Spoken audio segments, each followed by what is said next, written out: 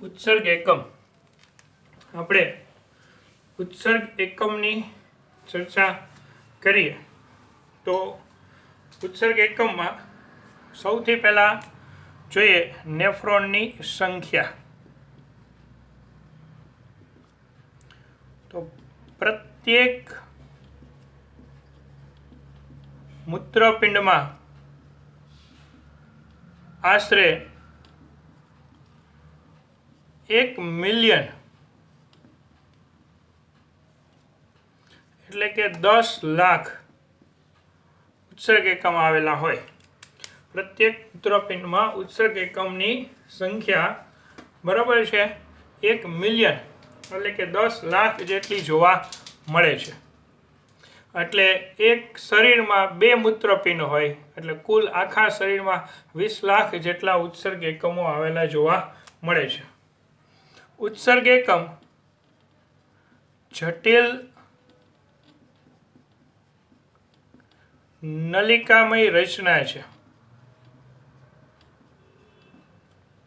ઉત્સર્ગ એકમો કેવી રચના છે તો કે ઉત્સર્ગ એકમો જટિલ નલિકામય રચના છે અને ઉત્સર્ગ એકમ એ ઉત્સર્જન તંત્રનો ક્રિયાત્મક એકમ છે। તે ઉત્સર્જન તંત્રનો ક્રિયાત્મક એકમ છે। એટલે ઉત્સર્જન તંત્રનો મૂત્રપિંડનો ક્રિયાત્મક એકમ કોણ તો કે ઉત્સર્જન તંત્ર મૂત્રપિંડ એનો ક્રિયાત્મક એકમ તરીકે કયો એકમ આવશે ઉત્સર્ગ એકમ। ઉત્સર્ગ એકમની રચનામાં ભાગ લેતા ઉત્સર્ગ એકમના ઘટકો। તો ઉત્સર્ગ એકમને રચનાને આધારે 2 ભાગની અંદર વહેંચી નાખવામાં આવે છે અને 2 ઘટકો છે ઉત્સર્ગ એકમના જોવા મળે છે। એક રુધિર કેશિકા ગુચ્છ રુધિર કેશિકા ગુચ્છ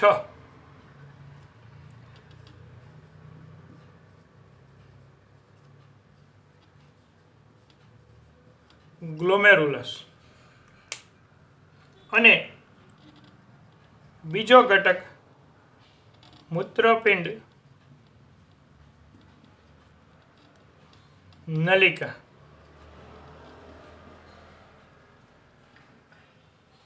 રીનલ નેફ્રોન ટ્યુબલ્સ।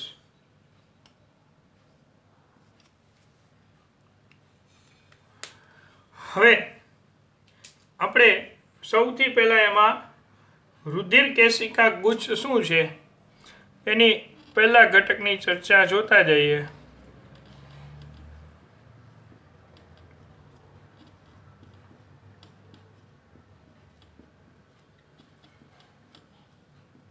રુધિર કેશિકા ગુચ્છની કે રુધિર કેશિકા ગુચ્છ શું છે અને રુધિર કેશિકા ગુચ્છ છે એ કેવું જોવા મળે છે। તો રુધિર કેશિકા ગુચ્છ પહેલા કઈ રીતના નિર્માણ પામે છે એની વાત કરીએ। તો રુધિર કેશિકા ગુચ્છ બાઉમેન કોથળીમાં હું તમને હમણાં દોરી નાખું સમજાવું દોરીને જ આપણે સમજીએ કે મૂત્રપિંડ નલિકાનો ભાગ છે બાઉમેન કોથળી બાઉમેન કેપ્સ્યુલ।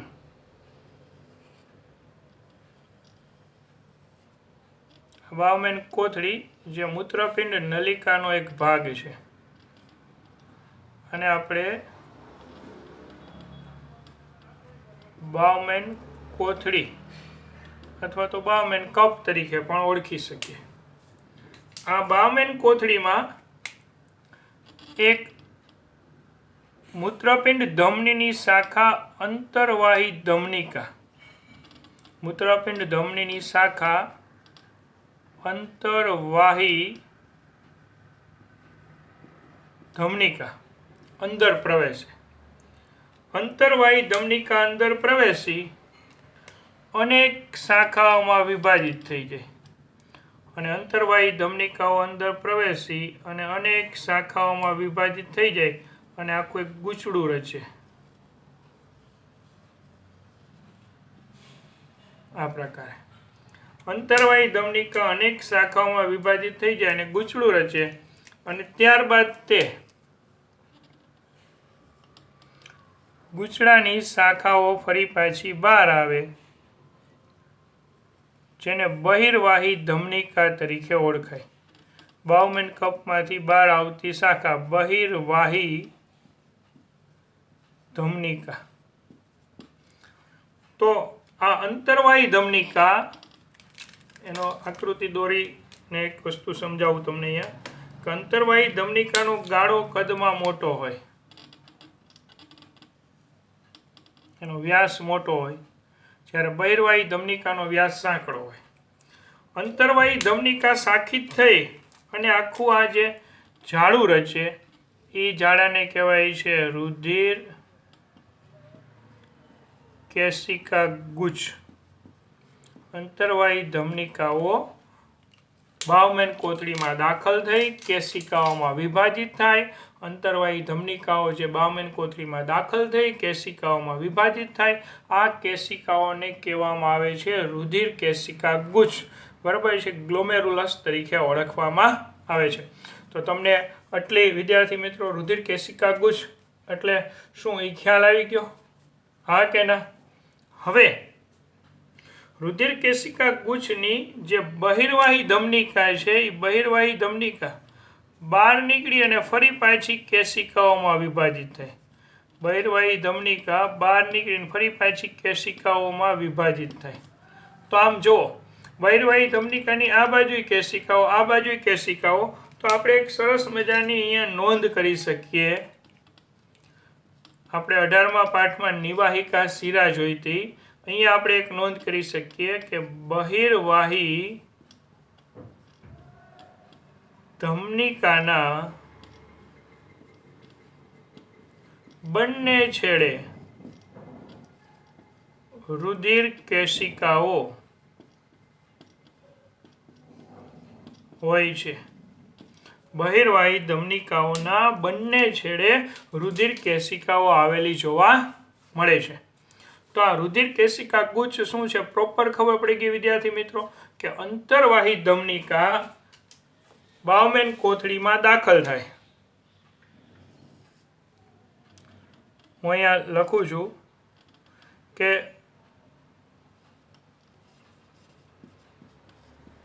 મૂત્રપિંડ ધમની શાખા. મૂત્રપિંડ ધમની મૂત્રપિંડમાં દાખલ થાય એટલે અંદર અનેક શાખામાં હોય છે.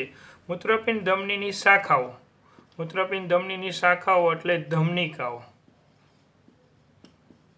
આ ધમનિકાઓ જે બાઉમેન કોથળીમાં દાખલ થાય એટલે એ અંતર્વાહી ધમનિકાઓ. ટૂંકમાં બે એક જ છે. અંતર્વાહી ધમનિકાઓ બાઉમેન કપમાં દાખલ થાય એટલે અંતર્વાહી ધમનિકાઓ બાઉમેન કપમાં દાખલ થાય અને શું બનાવે? તો કે ધમનિકાની શાખા શું કહેવાય? રુધિર કેશિકાઓ. અને રુધિર કેશિકાઓનું અહીંયા આખું ગુચ્છ રચાય. બરાબર છે, સમૂહ રચાય. આશરે એક અંતર્વાહી ધમનિકા 50 જેટલી કેશિકાઓમાં વિભાજિત થાય. યાદ રાખજો, રુધિર કેશિકા ગુચ્છમાં 50 જેટલી કેશિકાઓ આવેલી જોવા મળે છે. બરાબર. તો આ એકચ્યુઅલી રુધિર ઉત્સર્ગ એકમના બે ઘટકો હતા. એમાંથી એક ઘટક રુધિર કેશિકા ગુચ્છ કઈ રીતના સર્જાય છે, આપણે એની ચર્ચા જોઈ કે રુધિર કેશિકા ગુચ્છ છે કઈ રીતના બનતું જોવા મળે છે. હવે બીજા ઘટક તરીકે છે મૂત્રપિંડ નલિકા.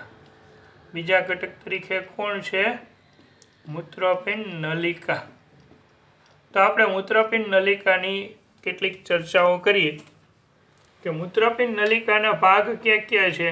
તો કે મૂત્રપિંડ નલિકાના ભાગમાં સૌથી પહેલો ભાગ બાઉમેન કોથળી.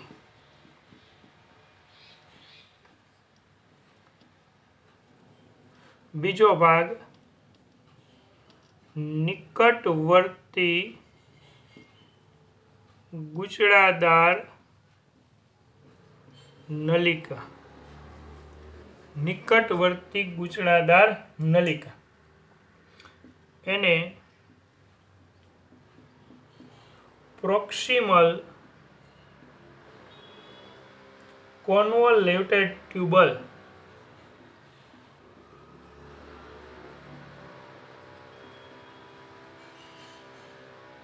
તરીકે ઓળખાય છે. એને ટૂંકમાં પીસીટી, પ્રોક્સિમલનો પી, કોન્વોલ્યુટેડનો સી અને ટ્યુબલનો ટી, પીસીટી તરીકે પણ ઓળખવામાં આવે છે. પછી ત્રીજા ઘટક તરીકે હેનલે પાસ અને ચોથા ઘટક તરીકે